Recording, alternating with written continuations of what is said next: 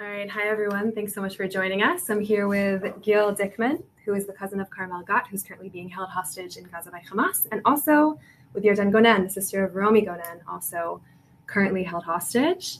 So let's start out. I would love to just hear a little bit about you two. Let's start with Gil. Okay, are we on? Yeah. Okay. So my name is Gil. I'm 32 years old, and I'm from Tel Aviv. And I used to be a creative director for my entire professional life. But since October 7th, I'm mainly Carmel Gat's cousin. Wow. Yeah. And I'm Yarden, and I'm the oldest sister of Romy, and I'm 30 years old, and we're in total 5 siblings. Romy is the third one. And like Gil said, I'm supposed to be a nurse right now, but ever since October 7th, I'm the sister of Romy Gonen that is a hostage. So, it would be great if you guys could just share a little bit about the stories of your loved ones. Of course. I always say before I'm starting that I don't know where to start from because I have so many things to share about October 7th itself because I was lucky enough. No, you know what? Truly am lucky to be in touch with my sister for 4.5 hours on that morning. We know a lot of people that didn't have that luck. They didn't heard even a word from their loved ones. The ones that was murdered, the one that was kidnapped, even the one that was survived didn't have the chance to call their loved ones before everything ended and before they reached home. And so you were on the phone with Romy. So Romy really likes to go to festivals. She go to parties and festivals all around the world. She loves dancing. She really knows how to, enjoy her life. And she always call me from festivals to update me on the environment, on the people, on where it took place, on FaceTime, showing me the place that the festival is going through. And so I'm very much used to Romy calling me from festivals. And on October 6th, I went to my dad's home because of the holiday. And I tried to convince her to come with me, and she didn't want to because she wanted to go to the Nova with her best friend, Gaia. And we had like a small fight because she was upset that I left her alone on Friday night. Are we still on? Okay. Sorry, we thought that we lost you for a minute. Yeah, we thought we were having a technical difficulty, but yeah.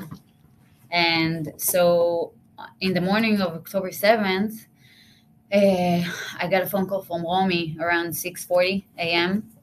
And I thought that she's just, calling to let me know how the festival went through and everything. And I thought to myself, it's too early. I don't want to answer her right now. I'll call her later. And I quieted the phone. But after like a second, I understood that there must have been something wrong if she's calling me at that time of the morning. So I answered and I was like, I'm asleep. Everything is okay. And she was laughing, giggling and saying, no. And I immediately sat in my bed and said, what's going on? And I don't know how much you want me to share about the depth of the conversations because it's literally 4.5 hours of talking on the phone with her. She was talking with my mom as well most of the time, actually, and a little bit with my dad. What do you do when you get that call? Do you run to get your dad? No, I sat in my bed. I listened to her. First, she said it.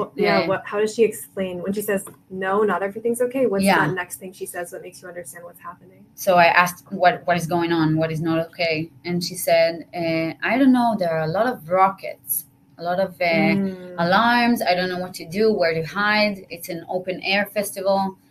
And she said, I told her, okay, so try to find a place that you can hide in.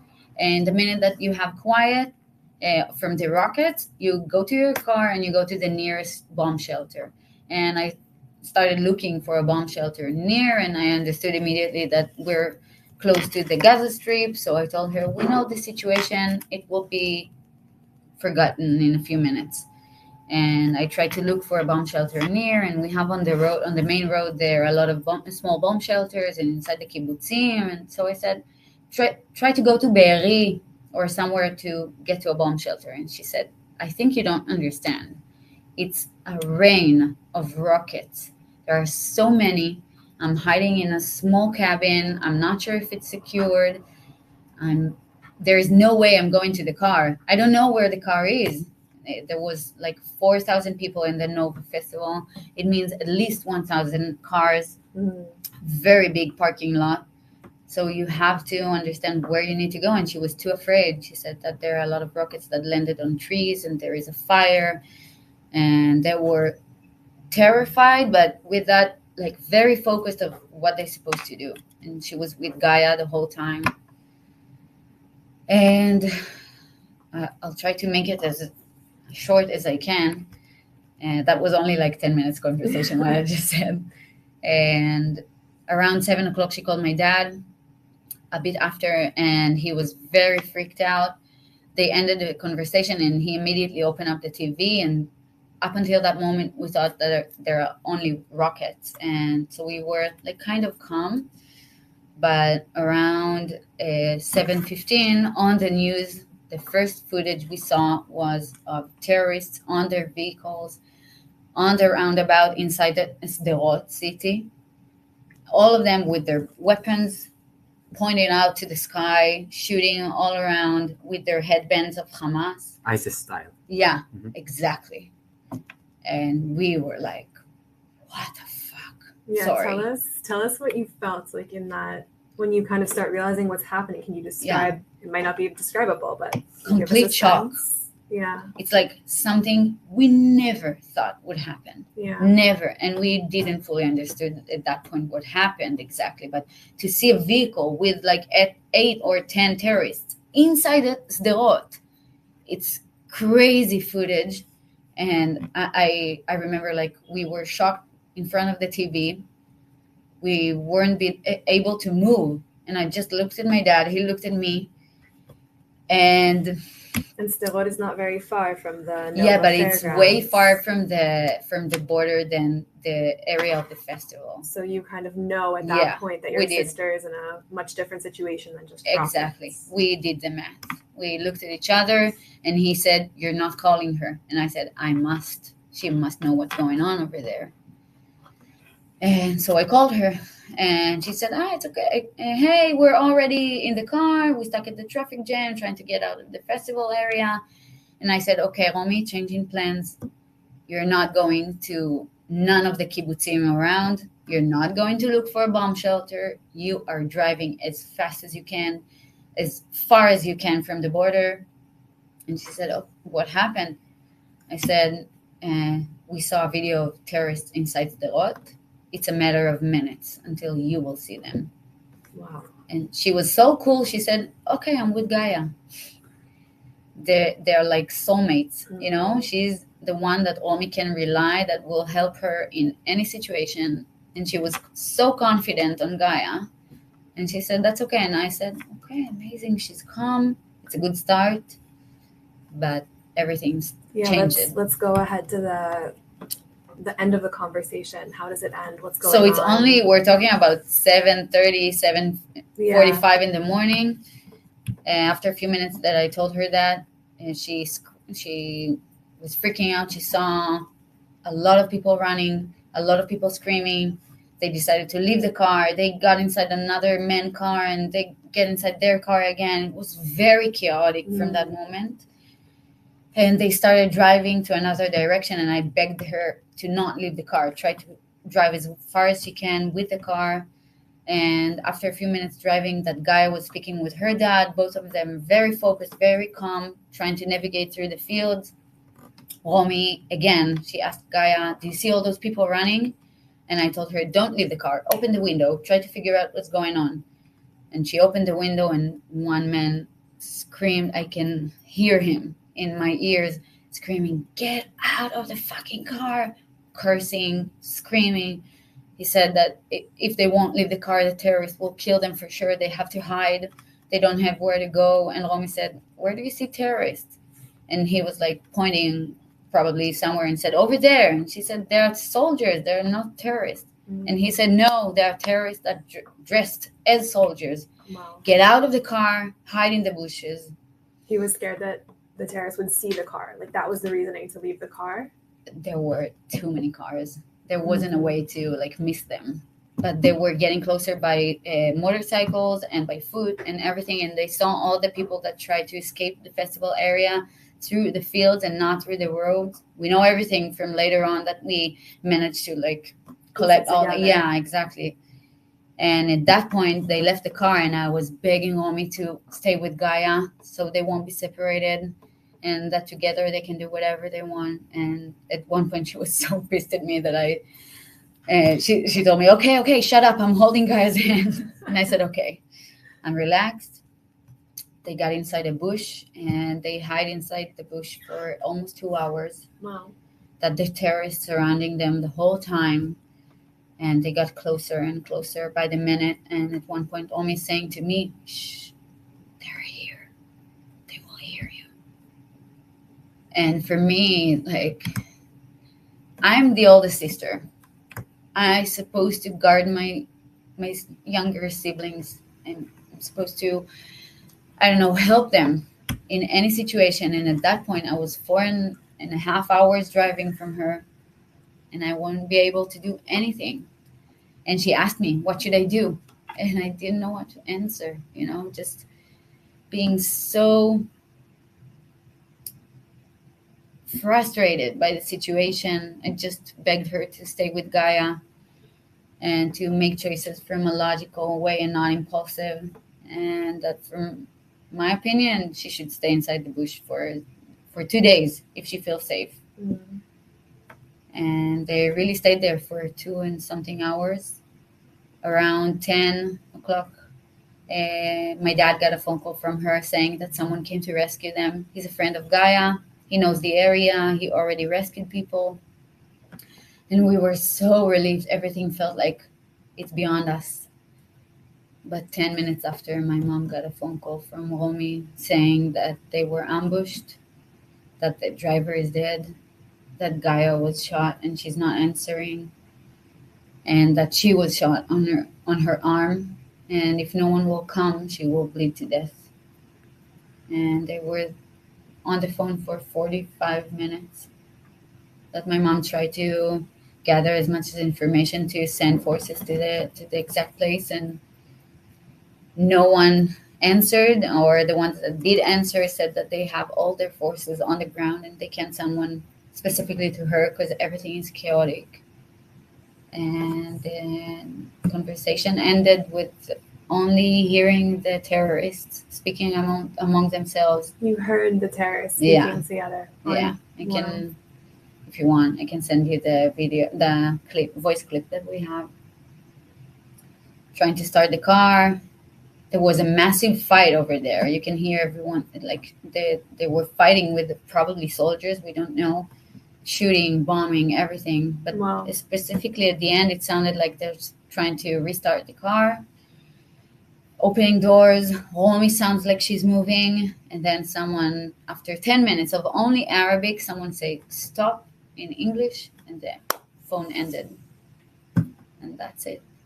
And then when do you get the information that your sister is a hostage? Like, when do you know? It's divided for 2 explanations. The first one that gave us first clue was the voice recording of the terrorist speaking. We gave it to friends, Muslim friends that we have of the family that listened to it a few times, and they heard there that they are speaking about the people that were inside the car. 2 of them are dead for sure, and 2 of them are alive, and they're taking them, debating whether to take them or not, like they're a burden or something, and then deciding to take them. Later on, we figured out that probably the terrorists were at the age of 18. Wow. I mean, it's something that you can't fully understand. But the true information, the true and first sign of life was only at the November deal. Before that, nobody had any information about Omi. We didn't have videos. We didn't have footage. We didn't have anything. Just the true feeling inside our soul that Omi's alive and she's holding up and we prayed that she's a hostage and not been murdered. It's crazy. Yeah. And few of the hostages that was released, they told us that they were with her. Wow. Yeah. So like that's a week when they tell before you that she's alive and she's in captivity, and that's when you know. Yeah, that she's still wounded. Her arm is not functioning. That the terrorists abused her while they kidnapped her. They tormented on her arm, on her hair. They punched her with their weapon. They were like, she's a 23-year-old woman.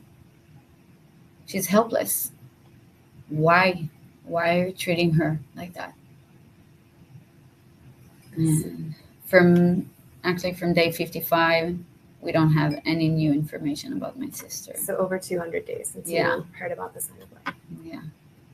Gil, I'd love to hear Carmel's story. Yeah. So my family lives in Be'eri, in Gaza. And on October 7th, I was here in Tel Aviv. At first, it started for me at 6:30, like it started for many other Israelis. And with a siren, my partner, she just woke up. She shut the window and shut the door, and it turned our bedroom into a safe room, and we went back to sleep because it's not a good enough reason to stay awake. We woke up 19 minutes later to just so many messages that were sent to me asking, is everyone okay? Is everyone okay? And I immediately answered, yeah, sure they are. Why not? And then they sent me the videos that Yarden talked about. The videos of terrorists getting inside of Hakim and inside Sderot on pickup trucks. And it's just like, they probably realized what's going on.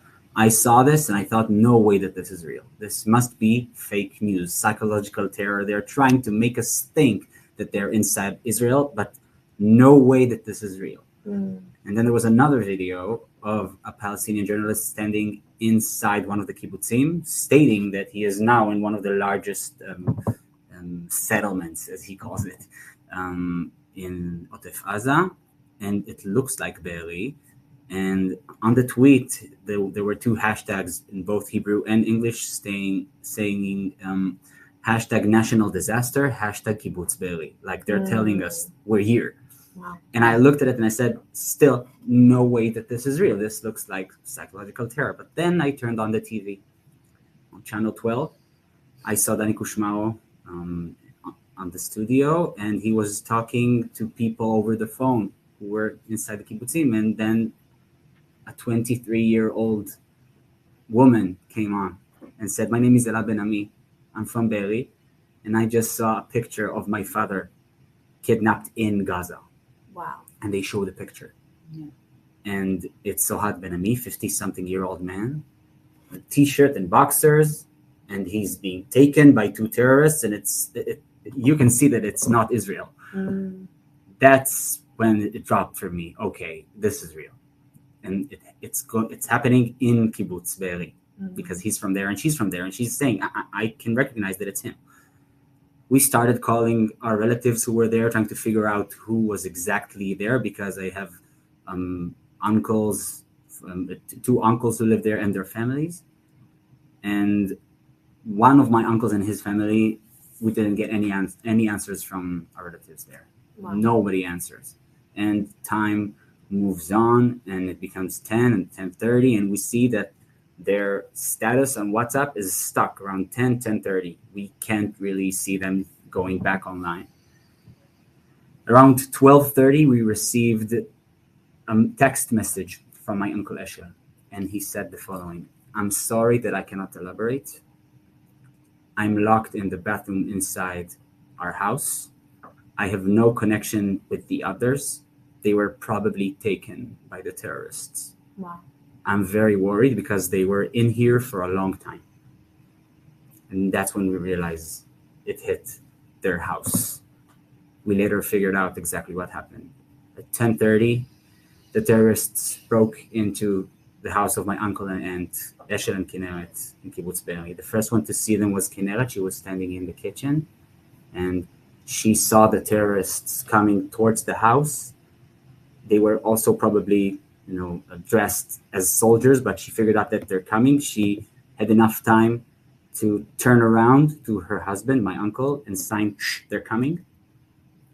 He was standing right at the door of the bedroom, so he went inside the bedroom and inside the bedroom, shut the door and locked it and stayed there. It's not a safe room, but for some reason that we have no explanation, it was the only room in the house that the terrorists never broke into. They did break into the bedroom. They even shot inside the bathroom, and the bullets just missed Eshel a few centimeters. Wow. But he was still there, and they didn't break Even though they the know lock. he's there, they don't They, break in. I'm not even sure that they knew. I think Or that they were just shooting everywhere. I think they were just shooting everywhere, and they didn't think that he would be there.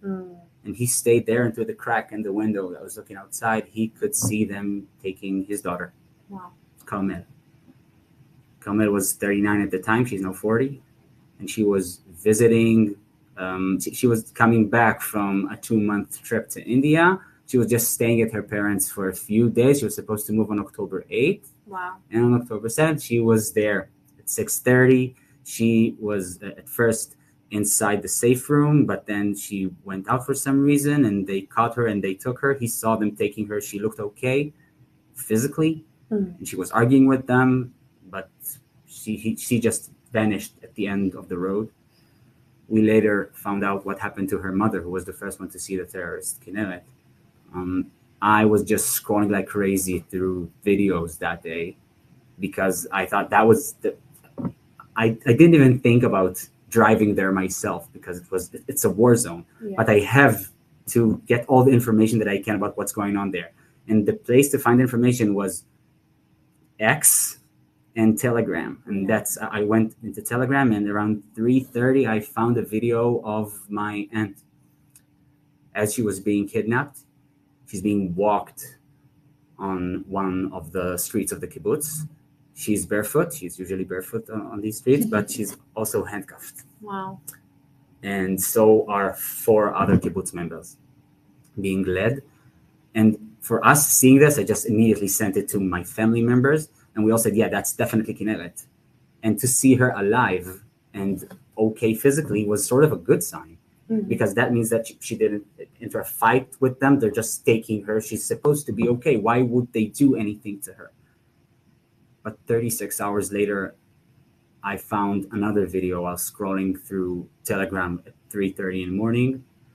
Another video that showed her and the other hostages who were caught in the first video. All of them are now lying on the ground. Nobody's guarding them. And right near the head of my aunt, there's a trail of what looks like blood. That's how I realized that she's probably gone. That she was probably murdered there, and so were all the other hostages. I sent it to the family. We sent it to the police. That's how we found out. Later, they found her body, and they said, yeah, she was actually shot, murdered there inside the kibbutz, was never even kidnapped outside of the kibbutz. We know, or we think that the reason she was murdered was just because the car that was supposed to pick her up didn't come. Wow. And they just decided to get rid of all these people who were all over 50. And they just got rid of all of them. And we realized this 3 days after October 7th, not knowing anything about Carmel, Kinneret's daughter. Maybe the same thing happened to her, and we didn't find the body. Maybe she's taken to Gaza. We don't know. And there's a whole other story about my relatives. 3 of them that were in the safe room, Alon, my cousin, his wife Yarden, and his 3.5-year-old daughter Geffen. An amazing story that I can tell real quick. They were all the 3 of them inside the safe room. They considered it the safest place to hide. But for the terrorists coming inside the kibbutz, safe rooms were exactly the place to target, because you know that there are people there. My uncle could hide in the bedroom when they wouldn't find him, but they did try to break into safe rooms. Alon, my cousin, heard them as they were trying to open the door, and he realized that he couldn't keep it locked for too long, so he decided to come out with his hands in the air and said, "Take me, I'm the only one here." and they took him and they tied his hands and his legs together and put him near a stolen car with a gun to his head and said, "Wait here." And they went back inside, and because they didn't believe him that nobody was there. Then his wife heard them, and she realized that no way that she could lock the door for too long. So she just rose up with Geffen in her arms and said, "Don't shoot us, just take us." The terrorists took the three of them, put another hostage in the trunk of the car, Tal Shoham, and just drove towards the border between Israel and the Gaza Strip. 500 meters before the break in the fence, suddenly appeared an IDF tank from nowhere. Wow. The terrorists inside the car were fighting for their lives. Alone seeing the tanks, wasn't even sure that the tank was driven by an IDF soldier, because some of the tanks were taken by terrorists. But the terrorists just were fighting for their lives, broke out of the car and started running. The car was still moving because the driver was there, but Alon looked left and right and realized that nobody was guarding him anymore. He managed to untie his hands and his legs, and he looked at Yarden, who was sitting right next to him with Geffen in her arms, and said, "Now." And both of them opened both doors of the car, jumped out of the car that was running, and just started running the other way. As they were running, the terrorists realized that their hostages are running away. They were firing at them. Bullets were just rubbing Alon's elbows, and he kept running. Then, who was carrying Geffen in her arms, realized that she couldn't run fast enough to save her life. So she stopped Alon. She handed Geffen to him and said, "Take her and run." And Alon took Geffen and ran. And the last thing he saw when he looked behind him was his wife hiding behind the tree with her hands on her head like this, not moving. And he hesitated for a few seconds, but then he decided to do as she told him and run and save Geffen. He managed to save her. They were hidden for 20 hours between the Gaza Strip and Kibbutz Be'eri. Managed to come back to the kibbutz around 7 a.m. October 8th. And as Alon and Yarden's brother Gili were coming back to the area to try to look for Yarden, because the last time they saw her, she was alive, she was alone, and she was in Israel. They didn't find her, but they did find footprints that matched her feet, and she was barefoot. And so they came to the conclusion that she was probably taken by the same group of terrorists that took her in the first place, put in the same car with Tal Shoham in the trunk of the car, and then driven to the Gaza Strip, which turned out to be exactly true. On the 54th day, she came back on the blessed November deal, and she told us that that's exactly what happened. Wow. And that she was held alone for 54 days without any other hostages. Only men were guarding her. I remember hearing on the radio or like reading somewhere that Yarden actually in Gaza heard on the radio that her husband and daughter had made it to safety. She knew that they were safe. She heard my voice on the radio. Wow. Yeah. I dedicated a song to Kinneret, who was murdered, and I said that we miss her so much, and we pray for the lives of Yarden and Carmel. And I think this was aired twice. One of them, she, in a miracle way, she managed to hear. Wow. And from the fact that I didn't even mention Alon and Geffen, that's how she figured out that they were probably okay and that they survived, that she was able to save her daughter's and her husband's life. Later, she heard her brother saying this, and she was sure of it. And later, she heard on the same radio that there are protests and rallies and people praying for the return of the hostages. They know over there that we're trying to do whatever we can to get them back. And this is so important for us to hear this, because that means that we have to keep on going. We have to keep on mentioning that we would do whatever we can to get the hostages back. That gave her a lot of hope. She came back on the 54th day. Carmel is still there. She was supposed to come back on the 8th day of the ceasefire. So was Romy, by the way. Wow. Yeah. And we know that she's alive from two hostages who came back. Just like Romy's story, hostages who came back told us that she was with them the whole time, that she was taken right to the corner where her mother was murdered. Wow. So she saw her mother, and she knows that she was killed. She doesn't know anything else about the rest of the family, so she doesn't know what happened to her father or to her brother or her sister-in-law or her niece. And that she was sort of a guardian angel for them, for the two hostages. They were practicing meditation and yoga together in captivity, which is something that blew our mind when we heard Pretty this. hard to imagine when you say that. It's Yeah. pretty Yeah. hard to like picture something like that. Yeah, being but if possible. you know Carmel, it's that makes sense suddenly, because she's a special person trying to make to find the good in anything, and for us to hear that she managed to be a beacon of light in this dark place is just it gave us so much hope. Yeah. Is that the last sign of life that you've had from Carmel? Yeah, and as I keep on saying, we have all reasons to believe that she's still alive. Exactly. And it's very important for you to know this, because there are many rumors saying, no, most of them are dead. This is not the case. We have all reasons to believe that hostages who were not pronounced dead yet are alive. Yeah. And we will keep on treating them as though they are alive, because they are alive. And we have all reasons to believe that. And we have to keep on fighting to get them back, and to also get the hostages who were killed and the bodies of hostages back, because their families deserve it, and the chance to say goodbye. I want to say as well that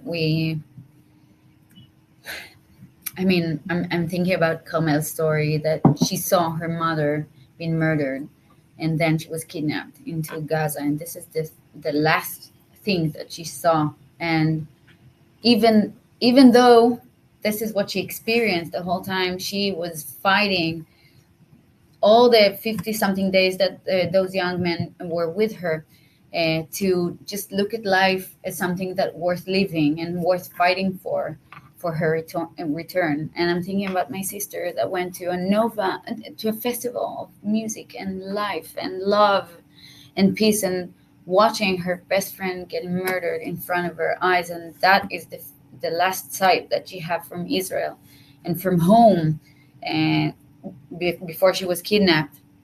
And we heard as well from hostages that was released that she was the beacon of life for them. Like, every time that she tried to encourage them to laugh and to talk to each other. And my grandmother is saying that she's hoping Carmel is with Romy, because she must have been doing something very good to the hostages that she's with. And we know for our loved ones, but we know for all of them, all the hostages that are still alive, that they are fighting for each minute, each day to stay alive. They are fighting to survive. I can rely on my sister with my eyes shut that she's doing the best she can to survive. And we don't have the privilege to give up on them, because it's not just them.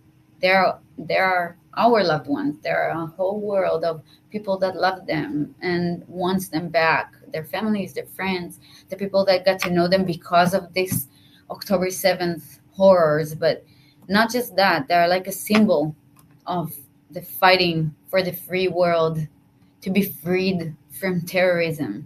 And that's something that is even bigger than that. To release them will mean that we are not letting terrorism win. And that happened in Israel, but they kept on saying to the hostages that Israel is just the start, and they have a lot of Hamas in Germany, and that America doesn't know what's coming for her, because they are not just gonna be satisfied by what they did in Israel.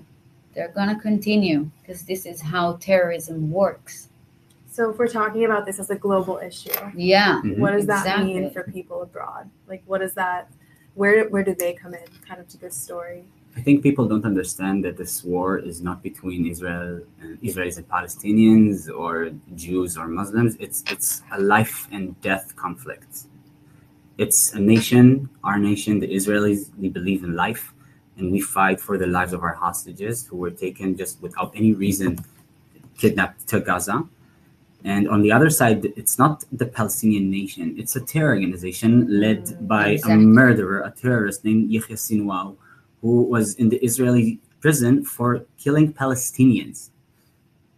Wow. He is controlling things right now, and he doesn't care about the lives of Israelis, of course, but he doesn't even care about the lives of Palestinians. Yes. He wants Palestinians to be killed by this war because he believes that it's a sacred thing to die in the name of Islam.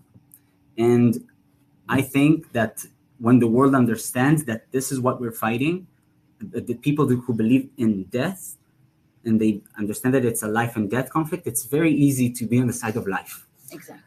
And just like Yarden said, my cousin's wife, Yarden, had that they were planning to do the same thing in Germany and the same thing in Europe, the same thing in America. If they understand that they can just win wars and they try to ruin the Israeli society and to make us hate ourselves and to make us feel like we kill our own hostages. I think that's the big narrative that they're trying to sell. And we have to put an end to this. We have to get them back. We have to show the world that we care about life more than anything else. And then that would be, as I see it, a victory over this horrible narrative of death and of suicide missions that just want to hurt other people. And I think maybe our listeners now understand it, but most of the Western world doesn't, because they forgot about October 7th. They don't remember our stories. They don't remember that they even happened. And for us, they keep on happening all the time because they're not home yet. For them, just like our friend Ela Ben Ami is saying, it is still October 7th again and again and again and again. And it's not going to end until we bring them back home. We put an end to this horrible tragedy, and then we can do whatever we need to treat this horrible monster that's there behind the border. I want to stress what you've said. Hamas is a terror organization that his main goal is to radicalize Islam and globalize intifada. The meaning of these words are violence, death, brutality, and everything that is, I don't have enough words to describe. I don't know if a lot of people understand what is the meaning of globalized intifada. It doesn't mean that everyone will have a safe place to live in. It doesn't mean a good ending for the Palestinian people. It doesn't mean that we can live in peace and prosper. It means the exact opposite. They don't care. Hamas and Yahya Sinwar don't care about their own citizens. They don't care about them. Again, what Gil said, Yahya Sinwar was in jail because he murdered Palestinians. And it's something that nobody can really understand because I don't think they've heard it anywhere. And we are fighting terror groups. We're fighting against terror organizations that want to destroy our world, the world of peace and living and freedom, all basic human rights. And they're causing pain not just to our people, not just to the hostages, but also their own citizens.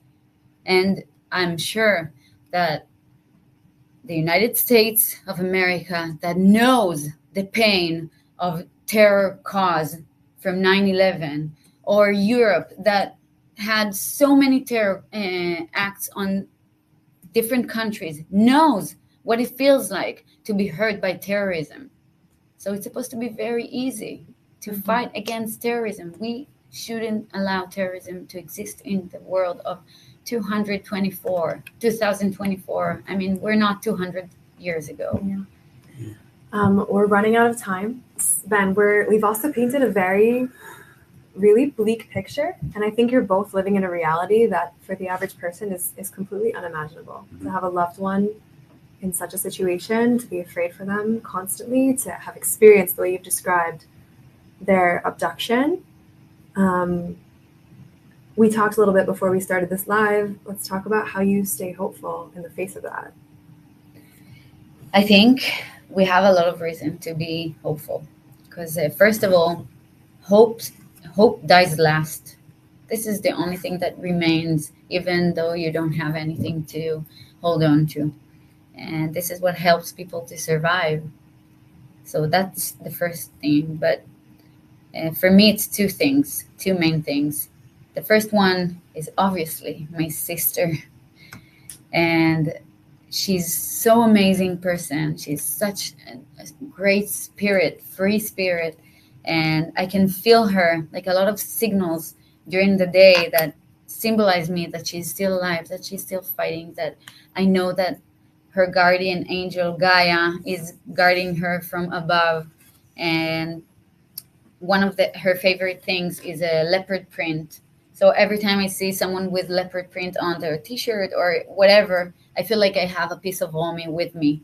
And every time that I'm not feeling very much secure of how she's doing, I see like a white butterfly, and I feel like it's a signal from above, from Gaia, that everything is okay. I'm guarding her. You can take a big breath and continue fighting for her. And every time I think about her, just thinking about my sister, how much I love her and how much I need her in my life, gives me strength to keep on continue fighting for her release and for all the hostages release.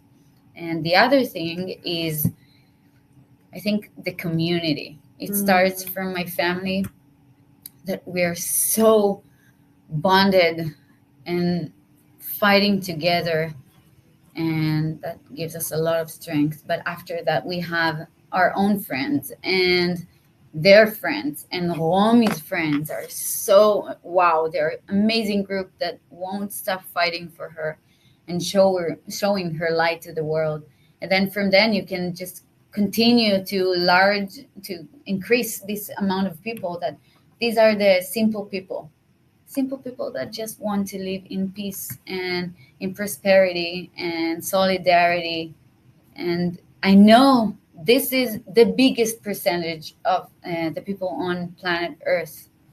And we just need to hear you more oftenly, more loudly. So we will know that all of us are fighting together to make this world a better place to live in, to the sake of humanity. And I believe in that. I see the good in people. And I must keep on saying that, because I believe that the good people, the light, will overcome the darkness. My sister is a huge light, and she is overcoming darkness inside the tunnels of Hamas. So I must continue this so as well. Wow. After she will return, I promise. I agree with every word, and I can only add that I believe that it's possible to get the hostages back, because I saw it with my own eyes. Geffen getting her mother, then back, and more than 100 hostages getting back to their home in a deal. And the deal is possible. And once I know that it's possible, and once I know that when we remain hopeful and we talk about our hope, the hostages can see and hear this, that means that it's not only that we can't lose hope, it's impossible for us to lose hope. Yeah. There's always hope. We just have to find it, and we must find it, because we have to do it for the sake of our loved ones and for the sake of the free world, who must win this war against death. We still believe in life, and life can still win, because just like she said, hope dies last. And if Carmel was able to find the strength in her in this darkest of places to be a beacon of light, we must do the same thing, and we have to keep on going. We will keep on going. It's not a question of whether we will or not. We will until they're all back. And we have to do so also for the next generation, for our kids, for the kids that I maybe will bring to this world, or maybe not. Because if this world is not fighting against terror and for the living and for the people that has and have to live in freely, so maybe I won't bring children to this world, because it's not safe, and not safe for all of us, not just for me and what I've experienced. We need to take care of the next generation. We need to take care of the future of this population. We can also get into the climate change and everything, because that's what I dealt with before October 7th. That was very frightening for me, that we're not paying attention to what happened to our planet.